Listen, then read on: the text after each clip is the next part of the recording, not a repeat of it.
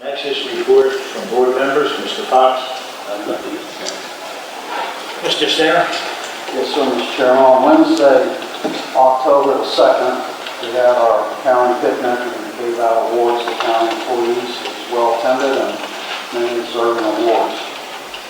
Thursday, October 3rd, I attended a county zoning meeting, and three zoning issues came up that were, I think all three of them given variances, and I think justly so. The people were very happy. Most of them were down in Mary Shady Lane area. Saturday, October 5th, Mount Royal Crisis Pregnancy Center had a Walk the Light. It's a major fundraiser. It was well attended, and it's a big event in our community. I attended that. On October 5th, I attended the Linden United Methodist Church dinner get-together, and had a fundraiser later in Wyoming Parish out in Linden.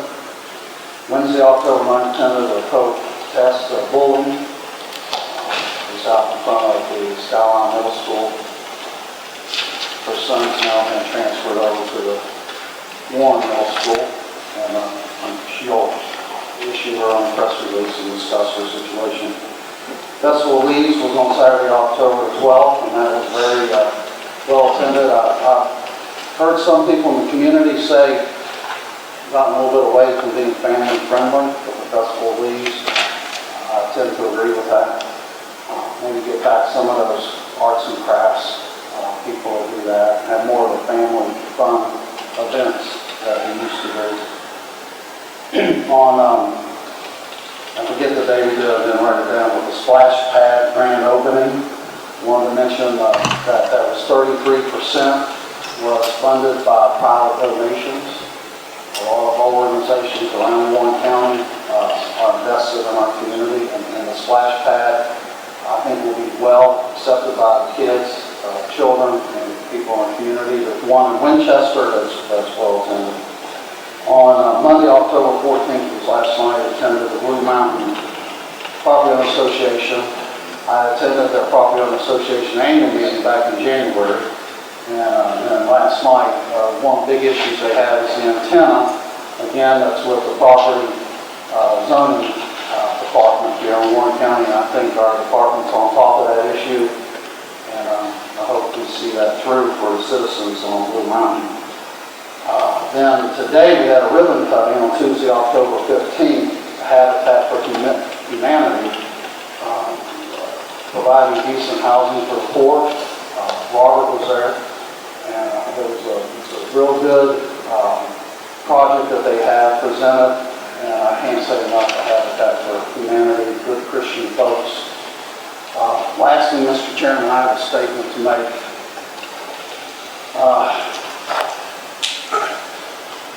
I've seen on Facebook and other posts attacking my daughter, my son, and my wife. I find that conduct outrageous. To those who are doing this, please leave my family alone. Those who are attacking my son, it's outrageous. It was about 2 weeks ago it first started. I'm not going to give anybody the notoriety they're seeking and sick to say who even is doing it. Most of you people sitting out there probably know who it is.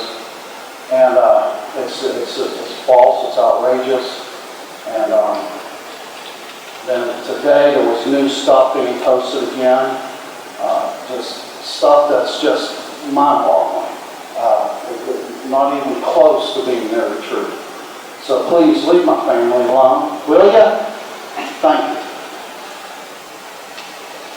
I also attended the splash pad dedication, and I tried to follow tradition because a mayor one time, when the pool was dedicated, dove in.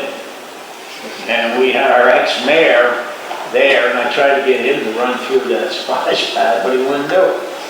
Tom, I'd like to thank you. I was running late for the county picnic, and thank you for giving the awards out.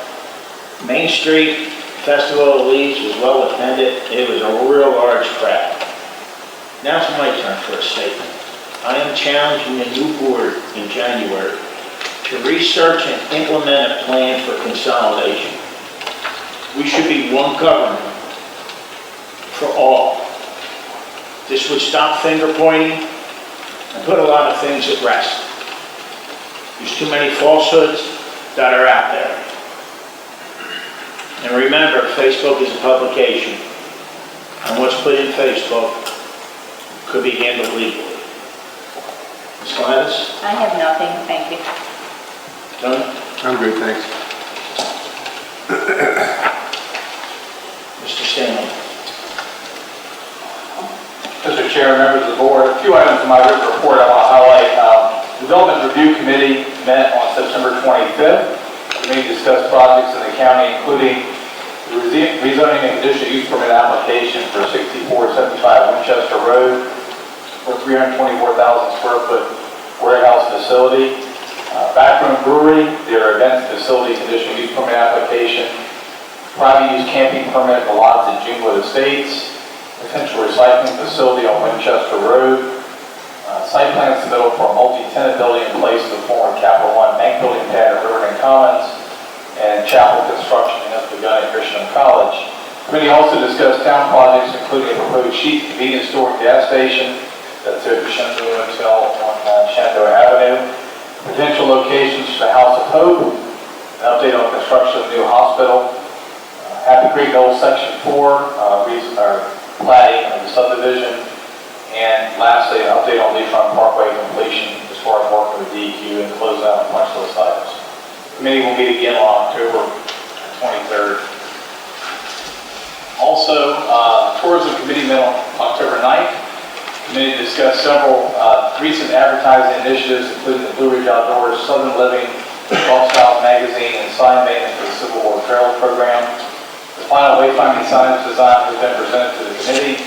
Destinations have been sent to the consultant, and the project is continuing to move forward. The committee discussed details of the proposed tourism grant program. The committee is continuing to explore joint tourism ideas that expand on the town's initiatives. The full tourism committee will meet again on December 11th. Comcast is currently working on a service extension to Cadillac Mountain Road area for Walnut Court. They hope to have the extension completed by the end of October. As mentioned, Splash Pad project. I just wanted to thank our community partners to include Blue Ridge Arts Council and the Dominion Foundation, Lions Club, Rotary Club of Front Royal, and a number of other folks, including the Warren Coalition, to help give money to help that project and make it a reality. Morgan Ford Bridge, as of October 8th, VDOT has closed the Morgan Ford Bridge to proceed with repairs to the south approach to the bridge. Due to the nature of the work and specialized equipment used, it was necessary to close the bridge for most of the construction. It is either this or wait until next summer to get the construction performed. The contract has a fixed end date of June 2020. However, there's an incentive for early completion in December of 2019. Depending on weather process for construction, VDOT is hoping to be able to open the road during the construction process for short periods. Really, the main issue with the weather is the asphalt plants will still be open so they can get the final surface down. The last thing I wanted to mention was our last secondary road project of this construction season is the Richardson Road project out there. I know Mr. Fox and Mr. Murray are both aware of it, but Richardson is off of Bucks Mill heading into the Shenandoah River Lake subdivision, and that project is under construction, and I hope we'll be able to complete that by the end of the month, weather permitting. That's all I have, unless there are any questions. So you won't have any questions for Mr. Stanley? I just have one quick question. Have you heard Morgan Ford Bridge? I know that they've just started, but is it looking good? I think it's too early at this point. I think they're into it. We obviously had good weather, so as long as we can keep having good, clear weather, and the contractor can keep working on projects, hopefully they'll be able to meet that December time. I hope so. Thank you. And Mr. Hagan, do you have anything to report? Working away on some projects that have needed to get done since Dan's been, after Dan had resigned, and I feel like we've got a good handle on where we need to be. We'll probably be caught up on everything in another week or two. Thank you. Anyone have any questions for Mr. Hagan? Next is general public presentation comment period. Is there anyone who would care to speak? Oh. Nancy Wynn? I believe she was. Okay. Gary Kushner?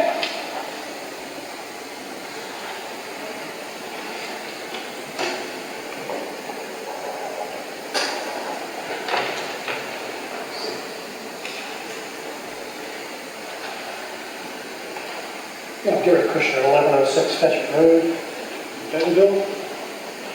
And I want to first speak about the structure of the agenda for the meetings.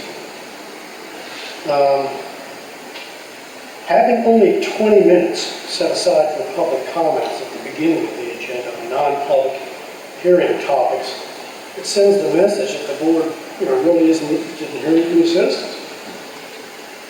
It can be construed that decisions are mostly already made and citizens' comments are pretty much irrelevant. There's only 20 minutes for it.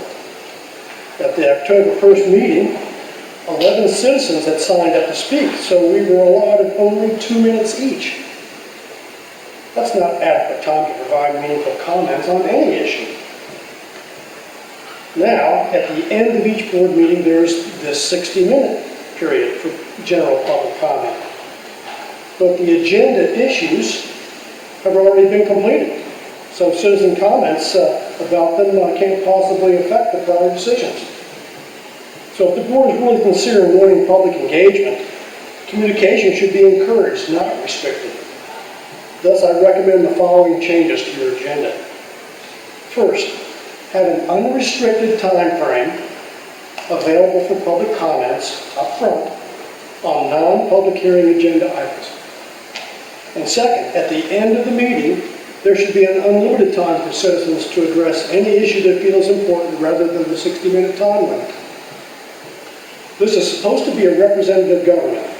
To be effective, you need to demonstrate that you're really interested in hearing from the public, so they can be properly represented. And I want to have a few comments about the October 1st Board of Supervisors meeting. An issue like having the citizens pay for legal counsel for the criminal charges that have been lodged against the supervisors and the county administrator and the past county attorney shouldn't be scheduled for a Board of Supervisors meeting which occurs at 9 o'clock in the morning. Knowing that it would be an issue of particular public interest, it should have been scheduled for a meeting that occurred at 7 p.m. when it's convenient to the public. Including such an item on the 9 a.m. meeting can be misread that there was an effort to limit public comment, since most of the citizens have daytime jobs. Also, I think you ought to structure the meeting's agenda so the critical issues are addressed before ones with reduced public interest. I think you saw comments of that last time, and I think you'll be responsive to that. It appears now that the public-funded legal fee issue is mostly resolved, if I understand things accurately, and that state law dictates that compensation for such an expense can only occur if the charges are ultimately dismissed or a public figure is found to be innocent. If the proper effort had occurred by county legal counsel that would have been known previously, if the proper effort had occurred by county legal counsel that would have been known previously, and the chaotic scene that occurred on this issue at the last meeting could have been avoided.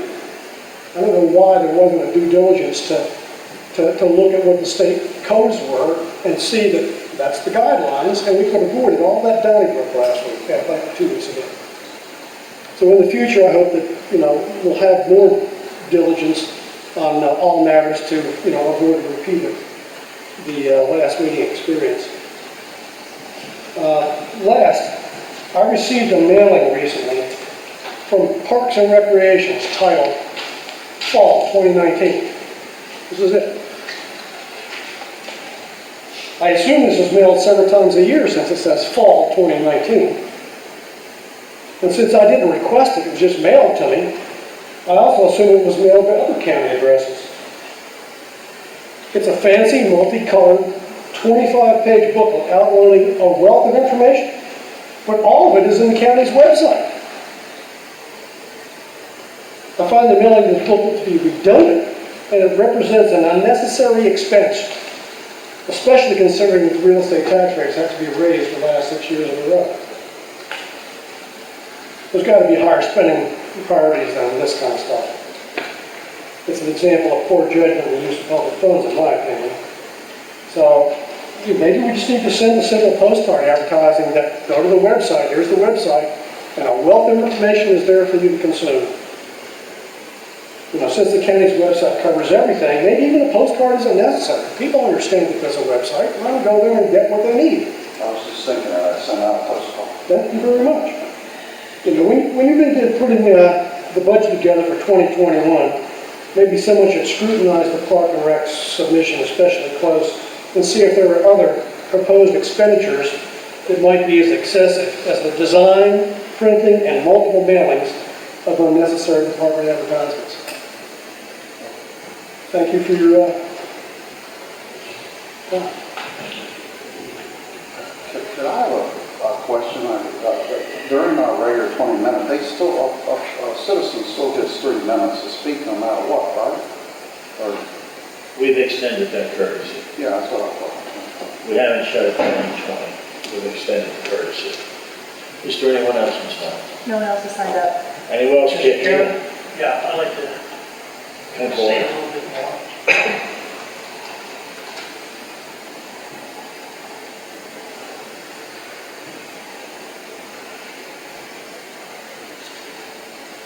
Jim Bond, 289 Harmony Orchard Road, Cornwall. Just to follow on, my issue now is a dead horse because you guys already voted to approve the audit. But I just wanted to say that material weakness is a material weakness without regard to the time. If one exists, it exists, and you have to deal with it.